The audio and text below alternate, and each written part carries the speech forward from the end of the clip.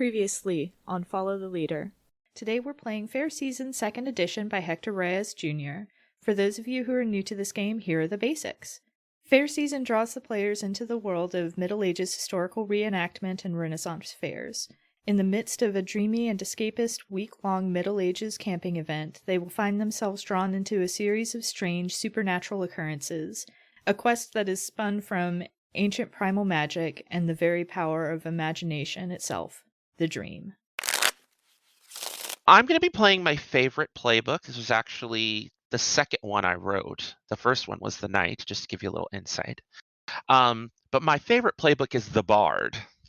My character is the lovely, lovely Iris. Pronouns she, her. Her look is that she has beguiling eyes and a shapely form. Her gender is rose and bloom. Her garb styles are a flatteringly fit surcoat and a colorful coin sash. Her performance art, which is a playbook-specific trait, is dance.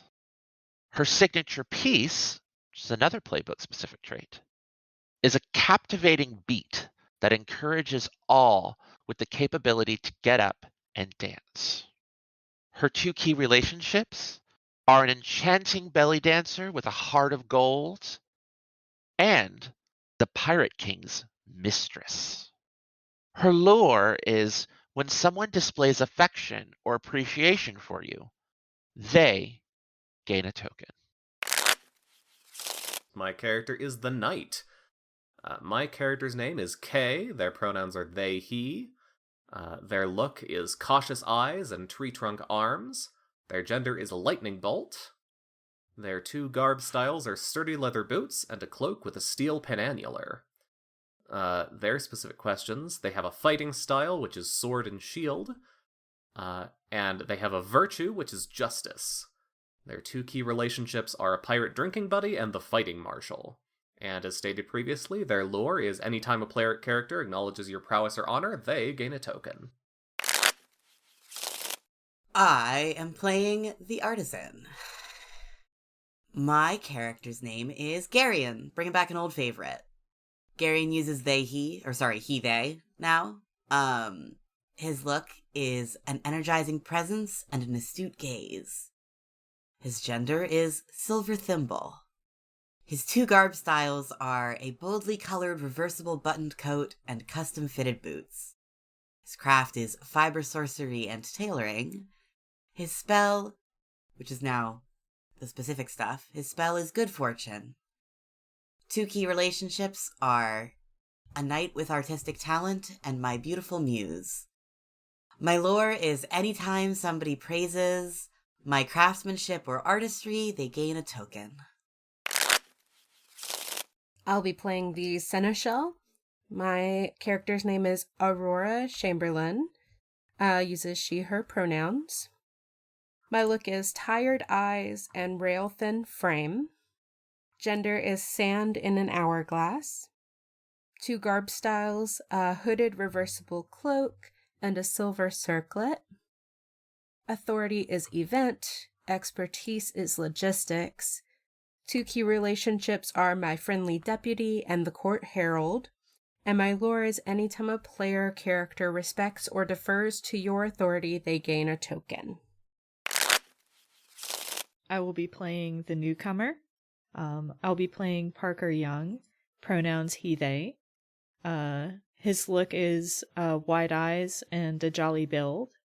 His gender is weekend pirate. Their two garb styles are flowy pirate shirt and utilikilt. For the playbook-specific traits, his potential is fantasy book fan, and his tool is first aid kit. Their two key relationships are the old woman who runs the Lunar Garb booth and the Pirate King's cabin boy. And their lore is when someone takes you someplace new, they gain a token. And Iris. Oh, okay. How long have we been dating? Whoa! We now return to your game, already in progress.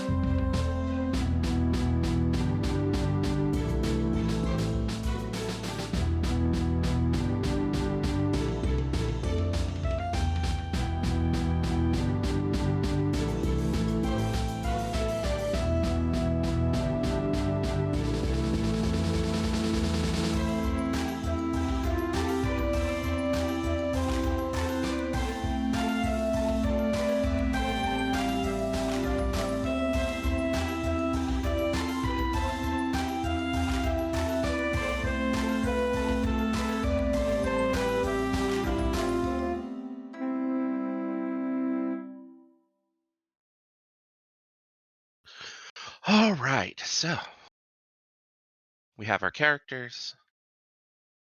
What are we going to do for our opening scene? We have our guidelines, which we don't actually have to follow. Do we want to start in the morning, the evening? Do we want to describe what? I have a pitch. Would you like to hear the pitch? Absolutely. So this is my idea. My idea is that it's Friday. So camp's already set up. There's already been a day of war.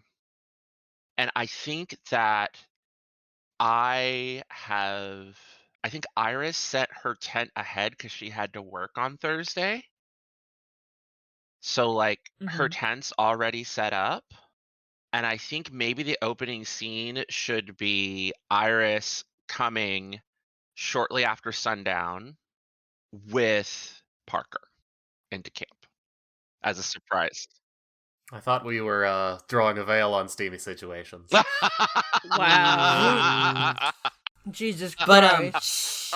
But Wow. Ooh. I assume that was the steamy situations in the tent, not when we're fully clothed walking into camp. Like, does that how does that sound to everybody? And then we just sort of describe the shenanigans of Friday night.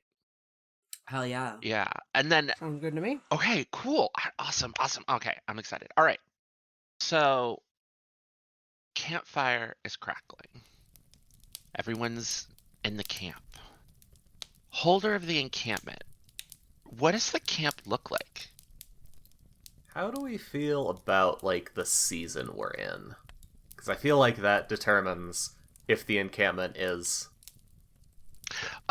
like, yeah, very much built around fire. Shrug, the joke is you actually, sorry. You go through all 4 seasons at war. Yeah, pretty much. Yeah. So No matter what season you're in, you'll do all of it. yeah. I meant outside of the dream. Oh, okay. So I think it should be spring. I'm biased because my favorite war is May War, and Kaid. But a nice warm weather war would be really cool. What does or do people want to do like a cold weather war where we all have to be like all bundled up? Even if we do a spring, there will certainly be a 40-degree night where everyone has to figure that out. Yeah, that's true. Absolutely. Yeah. Even if we do God, ask me how I know. Yeah, no, I feel you. I just know that there's like a difference between like I'm going to a war in Arizona in the spring versus a war in Southern California in the spring. But it's always cold at night. Like I think once I went to a Great Western War where it was sweltering hot during the day or at night. Oh my god. Yeah. You ever heard of Gulf NATO? Yes.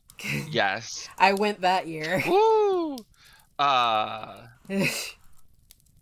Yeah, so like you're thinking I vote for like a mild weather war. What are you feeling, Parker? You feel like it's I'm feeling mild. a mild weather war? Sam, mild weather war? Oh, wait. Mild weather war, yeah. Okay. Yeah. So it's mild weather. That tracks.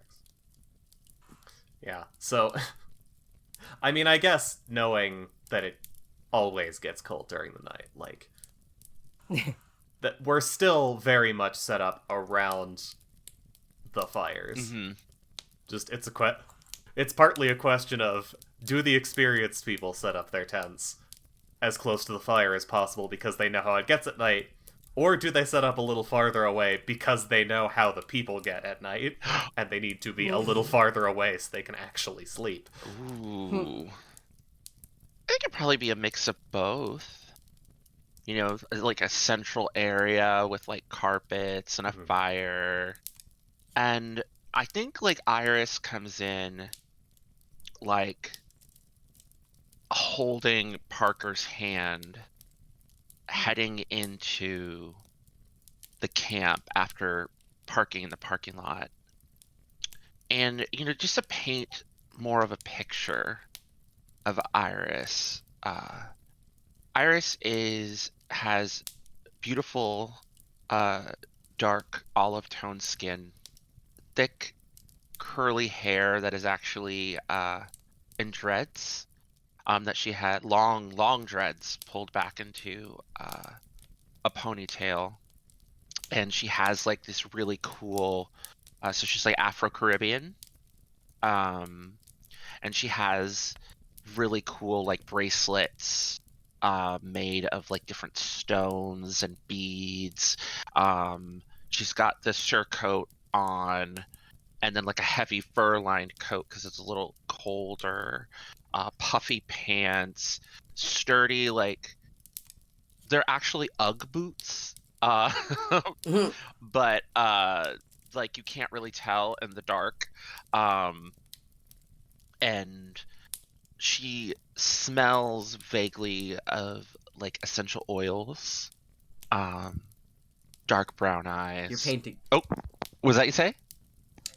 Oh, I was just like, you're painting such a specific picture of this character. Yeah, dark brown eyes, and she looks so excited to see her friends as she's bringing along.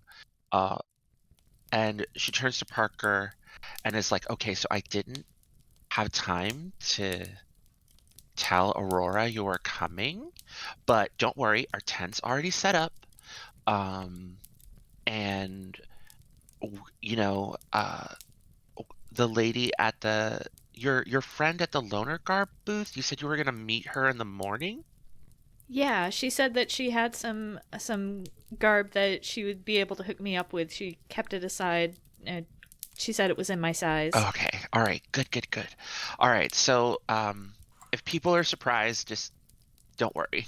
And Iris is gonna walk up, and you're gonna see her with Parker, and them holding hands. And as Iris comes in, she is like, "Hi, everyone. The war can officially start now." Garion's just gonna look up from where he's been squinting at some embroidery by the fire, like trying so hard to work on, I would say, an embroidered pocket. And he goes, "Oh, hey, your tent's here. I figured you'd been here already." No, I had to work at the bar last night. Oh, okay. Yeah, Thursdays, karaoke night, impossible to get the night off. Yeah, I get that. Goes back to squinting down at his his embroidery, like 3 inches from his face. Are you? Mhm. And at this point, I think I'm gonna make a move. Hell yeah. Let's see. I'm going to just do like a general move, take action, leaving yourself vulnerable, as Iris comes over and like leans over and looks at Garion's work, and then back at Garion, and is like, "Why are you trying to do embroidery by firelight? You know we're not actually in the Middle Ages, right?" Yeah, I know. I want to wear this tomorrow, and it's not done yet. Well, and Iris is gonna go over and grab a lantern off of the edge of like where the kitchen is, and Oh, I see. walk over and just like put it next to him. And he is going to adjust his glasses and look up at Iris and say, I see. I see what you meant. I don't know why I didn't think of that. You know, the dream is the dream is the dream. Garion, this is my boyfriend, Parker. Parker kind of gives a shy little wave. Garion gives a little nod and goes, huh. Nice to meet you, Parker. I'm Garion. Nice to meet you. Feel like you look familiar. Have we met? Well, I mean, if you go to the community college down the road, we might have met. I don't. Huh. Well, nice to meet you.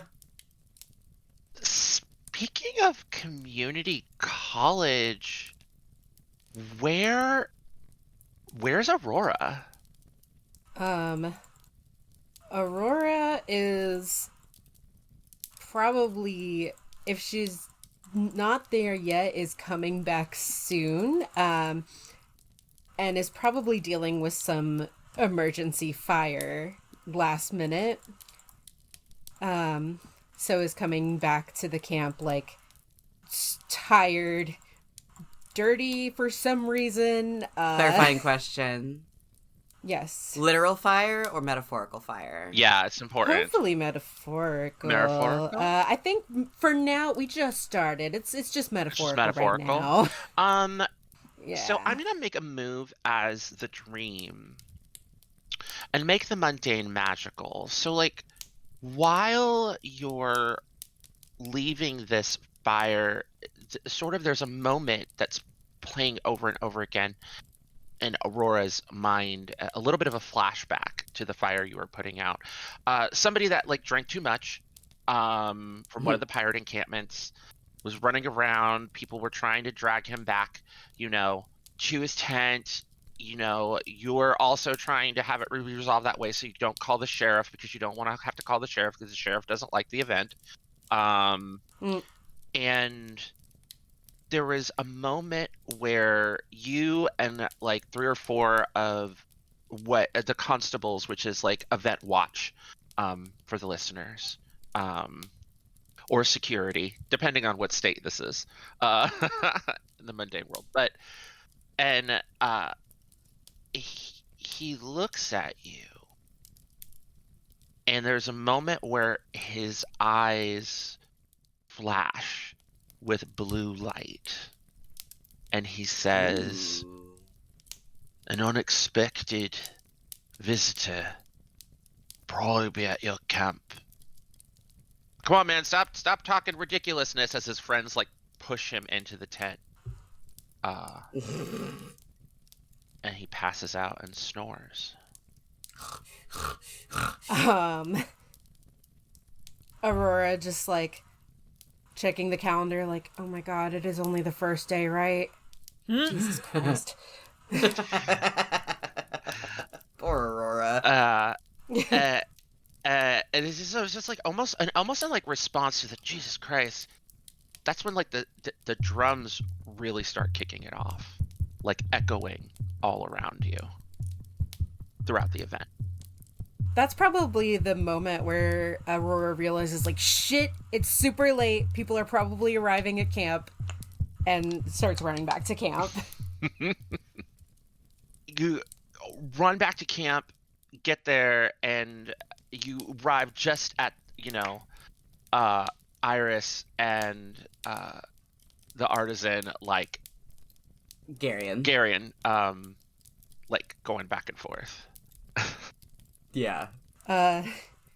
Runs in panting, like, hands on knees, bent over, like, sorry I'm late. Speak of the devil, and just Iris just reaches over and just, like, spreads her arms and gives you the warmest hug.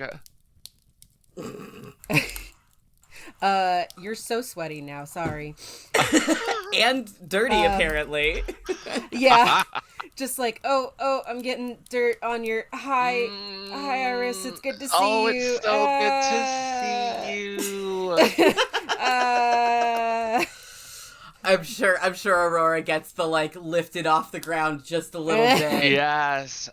War can finally start now that I'm here. Have you had a drink yet? Are you on shift? I just got off emergency shift. I was supposed to be off when you got here. I'm off now. All right. I haven't had a drink. Oh, well, we should fix that. But Yes. first, I'm going to make a weak move. Get involved in drama that is none of your business. Turn you around and be like, surprise, Parker's here. How does Parker? Oh man, I don't know that Parker realizes that he's kind of committed a faux pas by coming here with his girlfriend when you've been here the whole time. So I think Parker is just like, hey, hi, and runs over and gives you a hug as well. Aurora's like wide-eyed but returns the hug. Like, well, if it isn't the last person I thought I'd see today. Hi. Well, I mean, surely I'm not the last person you thought you'd see today. No, you're right. I'm going to go make us some drinks. And I'm going to take the regular move, display an unexpected talent. As Iris goes behind, like, the makeshift bar in the kitchen, and by bar, I mean, like, the cooler and a table in the kitchen area, and immediately starts, like, making drinks, like, Tom Cruise and cocktail style. Like, you know, just the right amount, while the two of you are having a moment. Hey. Yeah, so I know you're always talking about how stressed you are in these events and stuff, but Iris was telling me that they can actually be kind of fun, so I thought I'd give it a try. Oh no. Yeah. Oh, that's...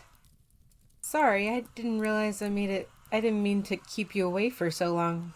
I'm glad you're here. And it looks like I probably already knew you and Iris were dating, right? Yeah. Yeah, I don't think that's a secret.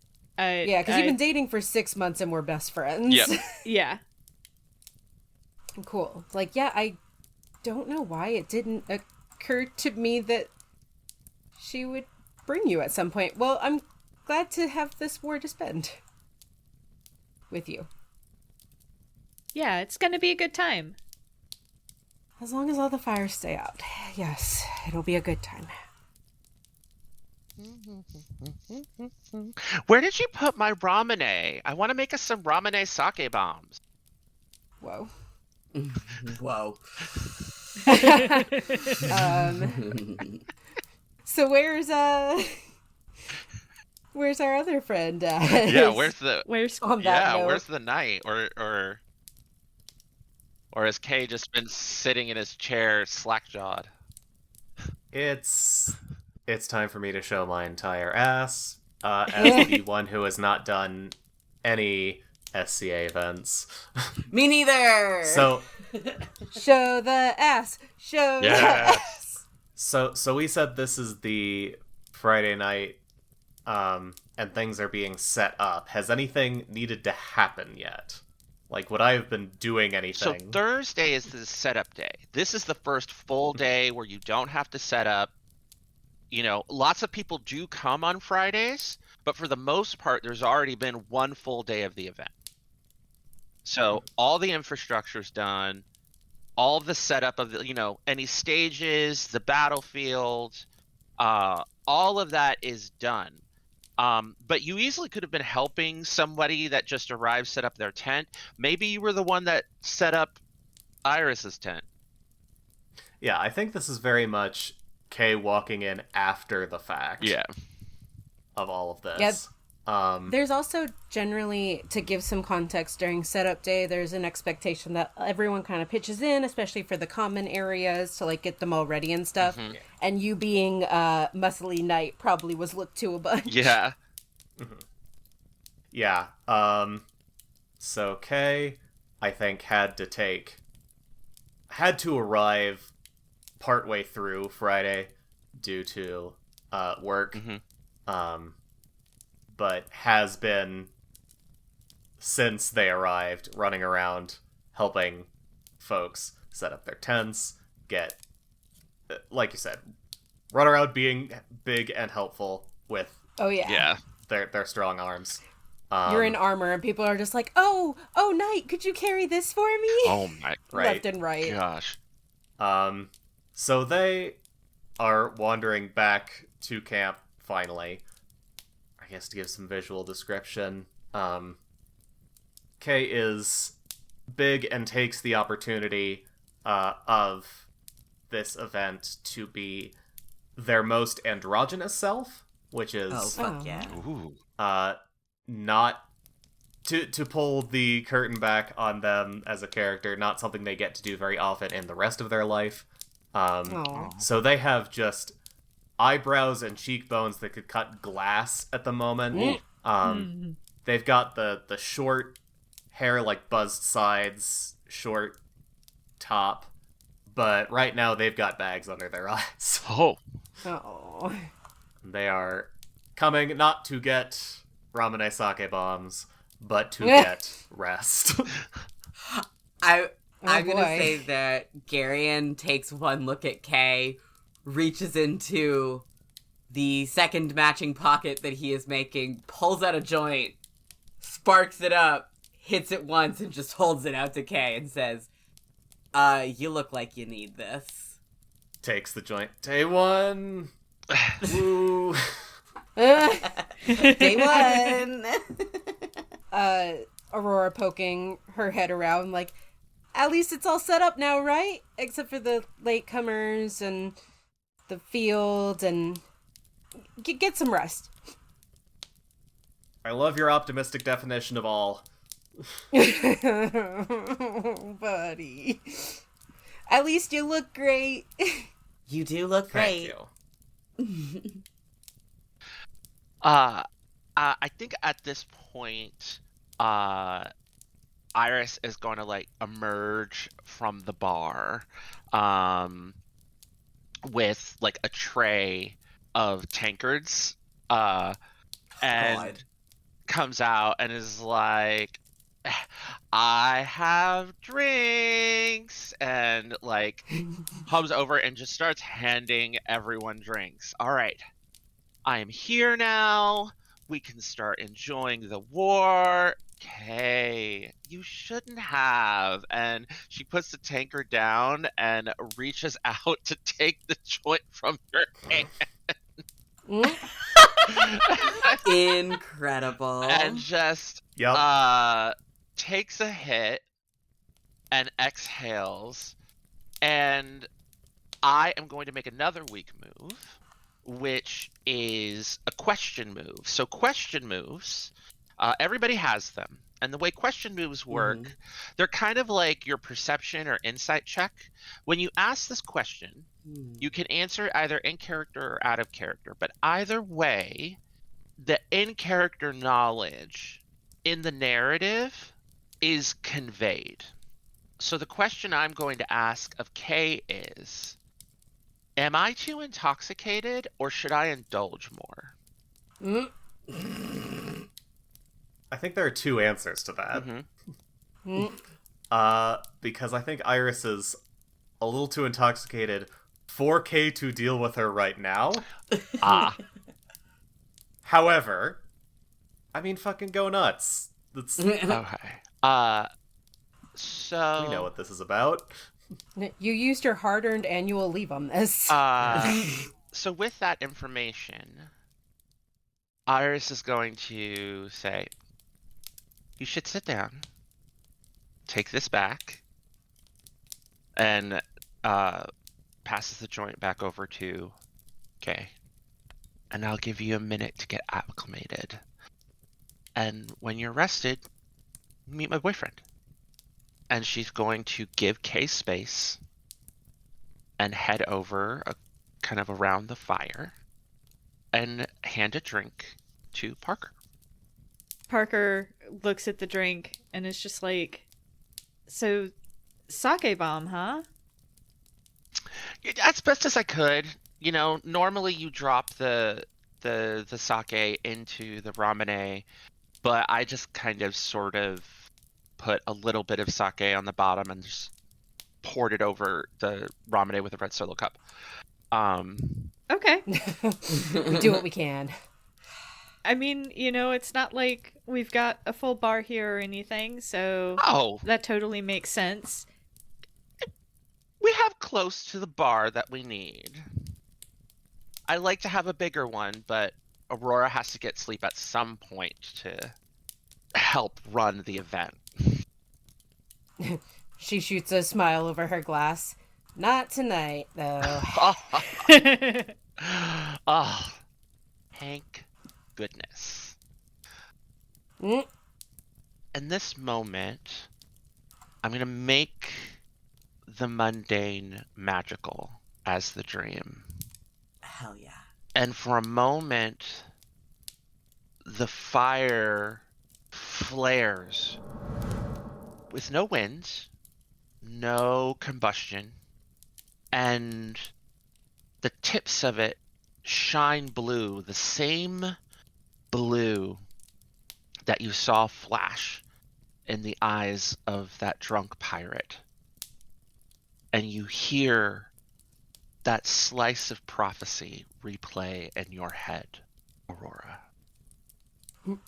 Aurora is gonna grab a second drink, even though her first is not finished. Like, I'm not drunk enough for this.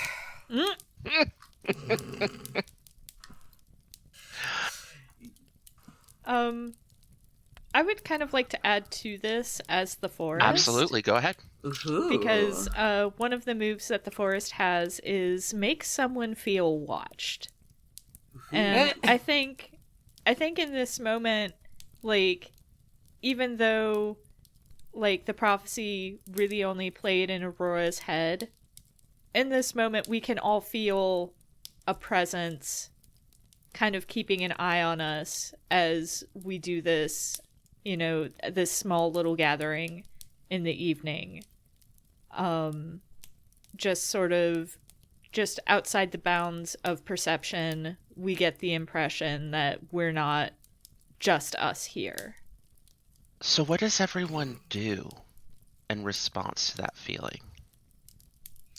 Garion is gonna... First of all, he's gonna flinch away from the fire, because, what the fuck?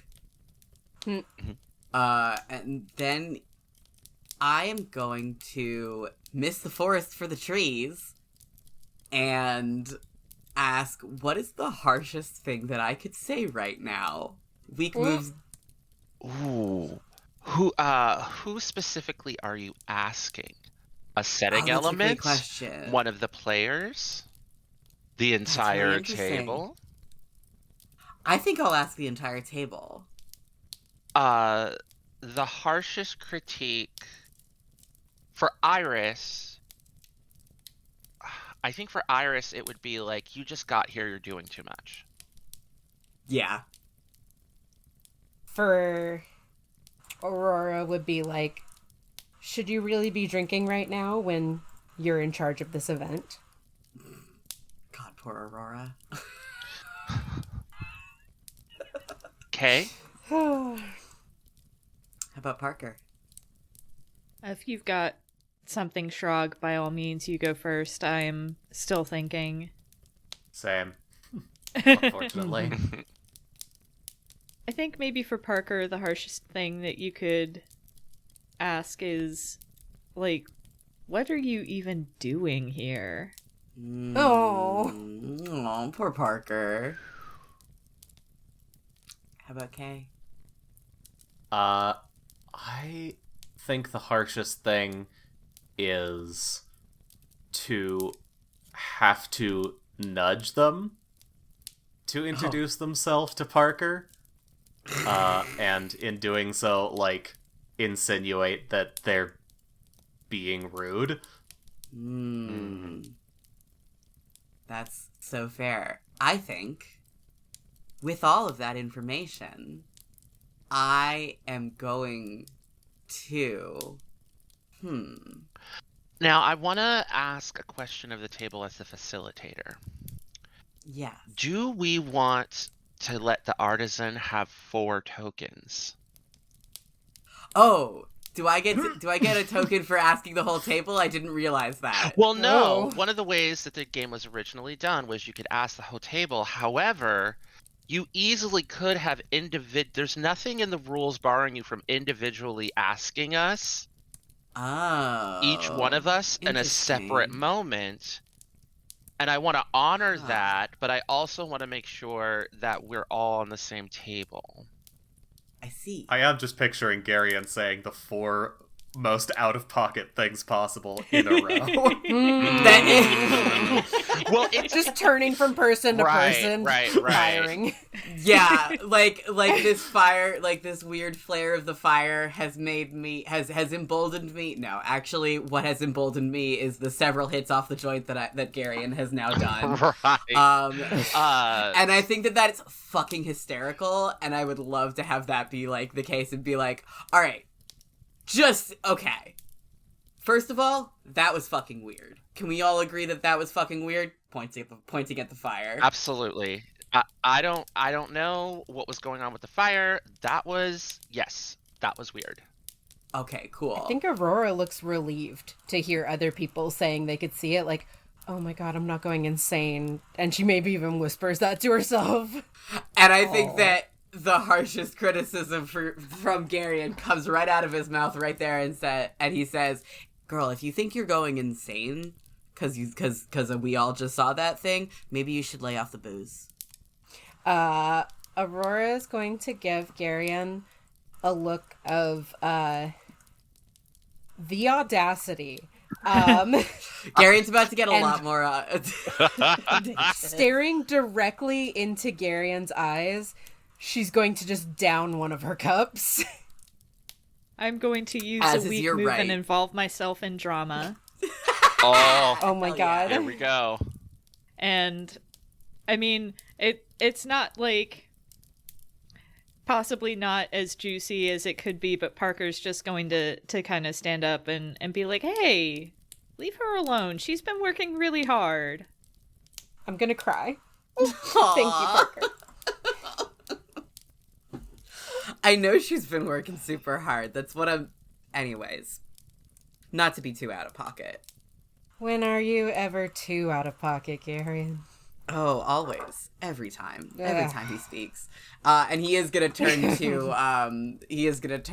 Fuck, what's her name? To Iris and be like, could you sit down, please? I'm gonna make a weak move as she takes a sip and looks. And this is a metaphorical, not a literal. Mm-hmm. What insult would make you hit me? Oh my god. Oh, almost certainly something to do with something about my work. You know, insulting my skills. Might actually physically make him hit her. Not hard, but he might throw something at her. She says, "Why do you want me to sit down?" Because you're doing far too much. Oh. You walk up to camp and suddenly it's all about you. Oh. No. Oh. And here I am thinking you needed help with your needlework.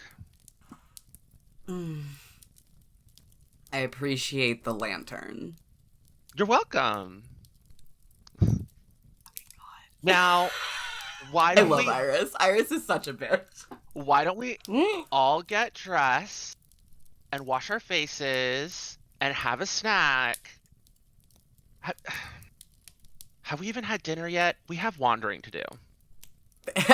Meanwhile, everybody else is ready for bed. I'm trying to decide which weak move I want to do. Oh, they're all so good. Also, They are. y'all have setting elements too. So if you're like, I I don't forgot. know, feel free to go ahead and look at your setting elements as well. That's what they're there for. I think Aurora's going to do a weak move of becoming an unnecessary obstacle.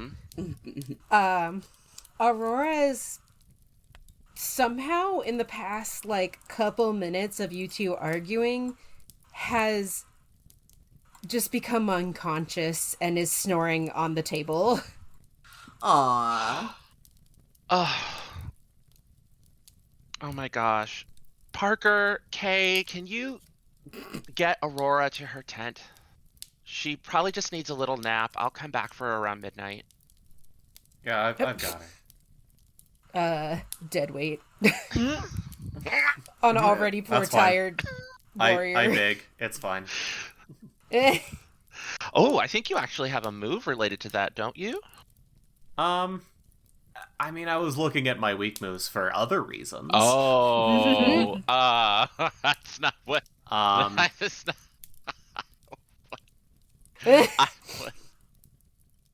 Right. No, I got you. Yeah, I am. So Kay is straight over to Aurora. Oh my god, I'm an unnecessary obstacle in that I am dead weight, but also that I'm cock blocking you. Yes.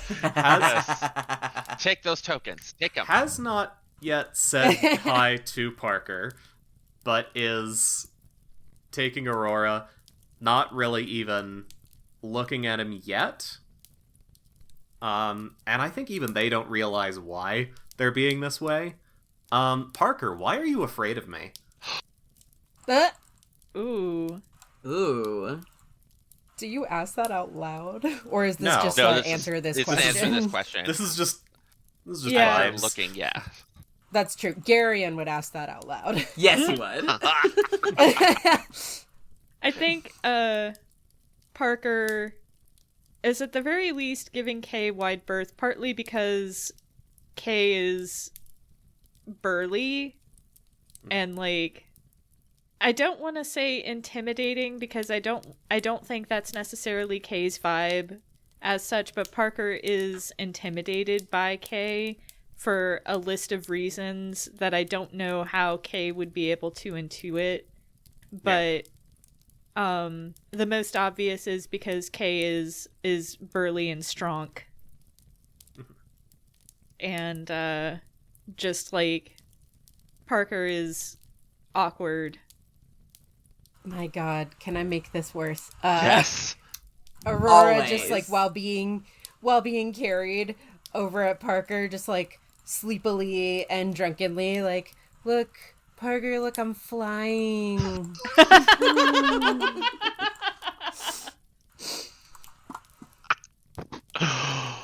Oh, Aurora. Oh, friend. Garion's gonna snort and just, like, roll his eyes, like, oh, of course. I think I'm gonna look at Iris and be like, hey, I think I'm gonna go grab the garb that I'm blanking on what's a good name for the old garb lady. Eleanor. Oh yeah. Yeah. Yeah, Great that's a good name. one. Yeah, Eleanor. Lady Eleanor. I'm gonna go grab the garb that Lady Eleanor was holding onto for me. Okay. I'll be back. Yeah, you remember where base camp is, right? You just go straight down the road and keep going until you see the lights. It's at the halfway point from the parking lot, remember? I got it. All right. Parker Oh. says. Aurora drunkenly while being carried away, just like, but make sure the lights aren't car lights. Don't get hit by a car. That'd make things hard for me. We will take care of her. Here's a lantern, and Iris hands you a lantern. I take it. Is it the lantern that Garion was sewing by? No, it's a different one. Oh no! Karen's like, well, fuck me, I guess. No. No, it would definitely be a well, fuck you. You haven't pissed off the bard that much. Yeah, and I'm gonna take a token because I'm wandering off on my own. Yes! Oh, awesome. So, everyone, let's get to plotting. Mhm. Everyone look at your setting elements. Mm-hmm. And let us see what happens while Parker is heading off on the road. Table consensus. Have we passed morning notes? Are we ready to go into the call? That's the next scene, right? Yeah, that's the next. That's. We've gone from the familiar, and we're going into a definite supernatural event. Oh, fuck yeah. Yeah. I think that Yeah. I think that we're good. Does anybody want to switch with me and take up the dream and make things really spicy, and I can take whatever setting element they're using? Or are we? I'm gonna on Yeah. camera note that I have switched to the populace. Yes. We switch to the populace. I just want to give everyone else an opportunity.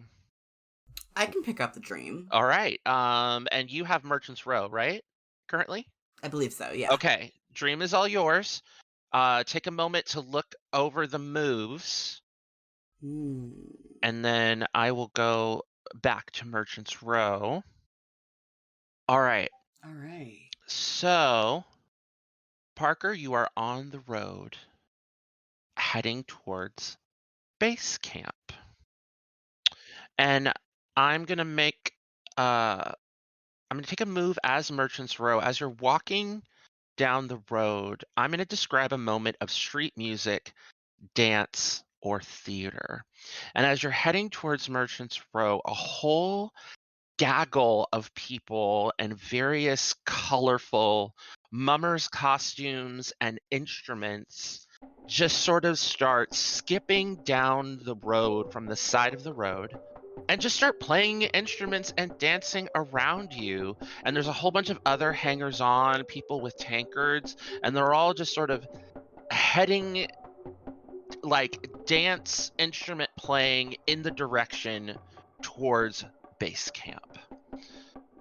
What do you do? I think Parker has a win in Rome moment and is just like, caught up in the moment, and he's not a very good dancer. Aww. But he does kind of join in the revelry, as it were, because that's why he's here. This is the kind of stuff that Iris has described to him that drew him to come to this event. So it's like, well, I'm here, this is here, might as well partake. I am going to take a move as the dream and empower... I'm going to say that this dance is a little bit like ritual. It feels ritual. Mm-hmm. And I'm going to empower this ritual with myth and say that you feel in this moment connected to humanity through the ages. You feel like this could be a moment at any point in time, dancing on a dirt road with a bunch of musicians, and you feel almost displaced in time. Ooh. In this moment. Love that. Hell yeah. What do you do? I think that Parker not only gets lost in the moment, but I think he kind of gets lost too. Like in general? Like in general. Yeah. Like in general. I think this is one of those things where he was so focused, like he gets so caught up in the dance and the song and the merriment that he doesn't realize that he's missed his stop until it's too late. Ooh. Okay. All right. Poor newbie lost in And the we never saw Parker again. Never saw Parker. Parker fucking died. And Parker? I'm No. just thinking Parker's of gonna be playing the ghost now. Sorry. I'm just thinking of one of our friends was talking about an experience they had in Pennsic where like they were like really, really lost and got really turned around and So I'm not trying to put them on blast, but I'm just thinking about that. as you find yourself lost, I'm going to take another move as Merchant's Row, and a cool wind blasts past you and flies over this kind of band of musicians that you've fallen in with and performers, and it's and you catch it, and it's a copy of the gate book for the event that has a clear and detailed map on the inside of it as I create a useful item. Nice. Nice. So what do? You're having a good time. You've gotten lost, but you have a map now for the whole event. I think there's probably been a reveler that has been right next to Parker that, they've been dancing with off and on, and Parker's just like, oh, well, I gotta get going, but thank you. It was nice to meet you. Bye. And it was fun. That very awkward gotta go kind of vibe, and then they take a look at the map to reorient themselves to find Lady Eleanor's garb station. Okay, Aurora, your setting elements that you Yes. have. Is there anything that you feel Yes. moved to have happen as Parker pivots away from the otherworldly mummers back towards the base camp? I was looking at create a member of the populace. Yeah, so with create a member of the populace, just to clarify, whenever you create a member of the populace, you pick 2 genders, which are descriptors, 1 from the first row and then 1 from the second row as just a simple guideline. Mm-hmm. To guide how, it's essentially like a little NPC generator. I want to attack August personally. Oh. Marriage. I want I want to make a butch mercenary. Ooh. Come up to Parker, I guess while Parker's reading the map, just like, hey hun, you look lost. Oh, is it that obvious? Still kind of puzzling over the map. Well, yeah. But that's okay. Where are you trying to get to? And Parker, finally looks up at this butch mercenary and is, a little Starstruck. yes. And is just like, oh, well, I'm looking for Lady Eleanor's. She's holding on to some stuff for me. My God, if I really wanted to create my friend's story, to be like, want to go fuck in a castle? I wasn't going to put them on blast. No one knows.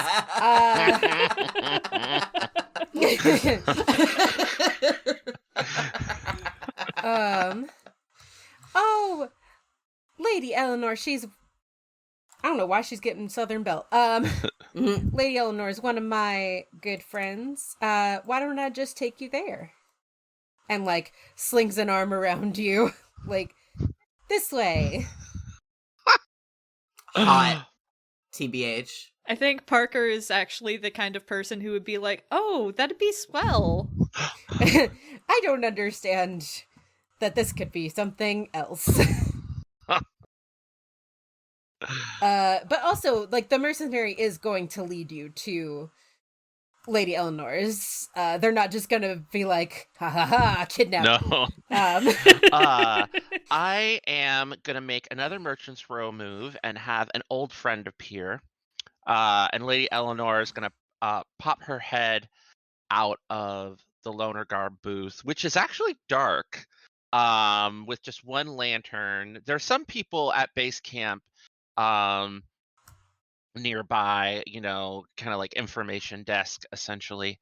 And Lady Eleanor is an older woman in her like late 40s, early 50s, graying at the temples, wearing a really nice chemise overdress, with, a belt with all of these like pouches and things, and she's her hair is like up, and she's got like a proper snood hair net she's wearing her hair in, and the only kind of and a little bit of like kind of like sparkly earrings is like a little bit of an indulgence, and Ooh. she pops her hair out, her head out, and she's like, "Oh, there you are, my young pirate lad."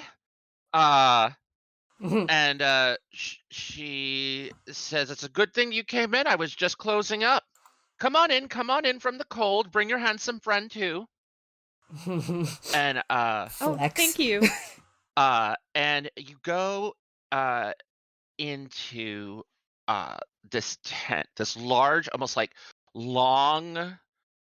It feels bigger on the inside than it looks from the outside. Like the TARDIS from Doctor Who. It's strange. But it's like a long, square Roman style tent. And you tell why she has it set up that way, because she just has racks, like those standing racks that you see in like department stores, with just Can I add a fun detail?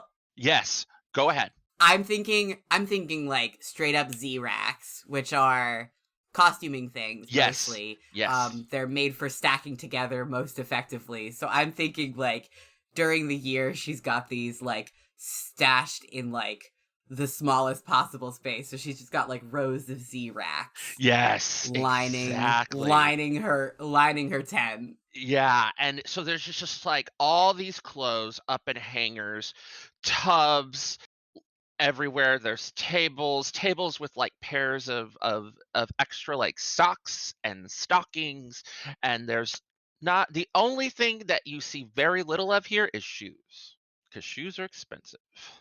They are so Mhm. fucking They're expensive. really expensive, so she does not have a lot of shoes. But she's got Parker's gonna be in sneakers all weekend. right. But she gets up and is like, "Thank you so much for helping me get that Jacqueline Carey autograph at the bookstore a few weeks ago. These are for you." And she hands you a pile of clothes, and it's like really nice like sailor's trousers, So some fall front breeches. another piratey shirt that looks a bit more authentic than the one you have. Like it's made out of actual linen instead of like a cotton poly blend like you have. Mhm. And a nice like captain's coat, and Ooh. a tricorn hat. That coat's probably fucking expensive. Mhm. Oh yeah. Yeah. Oh yeah. Mhm. It's like really nice. It's got polished buttons. She's like, "All right, this is on loan, especially the coat." I wouldn't dream of walking off with it. Okay. All right. And like I said, $10. Extends her hand and waits. Yeah. Parker, it's a little bit of a balancing act trying to hold on to the clothes and also get the money out of his wallet, but they do hand over the $10 as requested. Excellent. And she takes the money, hands it over. "Wait right here. I'm going to get you a receipt," and pulls out a paper receipt book. Oh my god. I want it known that I would fucking die for this woman. Writes out a little little handwritten receipt, tears it. It's got like the copy, and is like, "Here you go." And it hands you the receipt, and then she takes like a clothespin and puts it on like an empty hanger, and you have a feeling that's probably where your clothes came from. And she turns over to the butch mercenary and is like, "Anything for you, handsome?" this might be where Parker and the Butch Mercenary part ways. The Butch Mercenary might be, like, who probably needs a name other than the Butch Mercenary. No, it's okay. Who will probably be like, let me take a look at your wares. Is your tankard broken? Why, yes, it is. Let me fix that for you. Is this also one where, can you buy garb from the person too? So this is, yeah, you can. Well, you can, but they would prefer you go to merchants. But she could work something out. The easiest way to buy garb from Loner Garb is to, pay the $10 and not come back. Oh no! That's why she said bring the coat back. With the Don't heavy care about the implication, rest, just the coat. with the heavy implication that like she would be fine with it if you walked off with anything else other than the coat. Absolutely, 100%. Y'all. That's me snapping because clapping would be rude on a podcast. I usually do a little golf clap. Oh yeah. Yes, no, exactly. You all are picking up exactly what I'm putting down. And she's like, yes, you're more welcome to peruse our wares. Can I fix your tankard? How about you, Parker? You need a refill on your drink? I think I've got a refill waiting for me back at camp. Okay. You don't need an escort, right? I'm good, thank you. Okay. The mercenary will give you a wave like, hope to see you around. I'll be here all weekend. And the last thing you hear as the tent flap goes down is Eleanor say, okay, rum or vodka? God, I would die for this woman. Is this a funny time to cut back to camp and for me to make the move explode in drama? Yes! Oh, Yes! fuck yeah. Yes, let's do it. yes. Let's cut back to camp. Jesus Christ. So what's the exploding drama? Set it up for us. To be continued.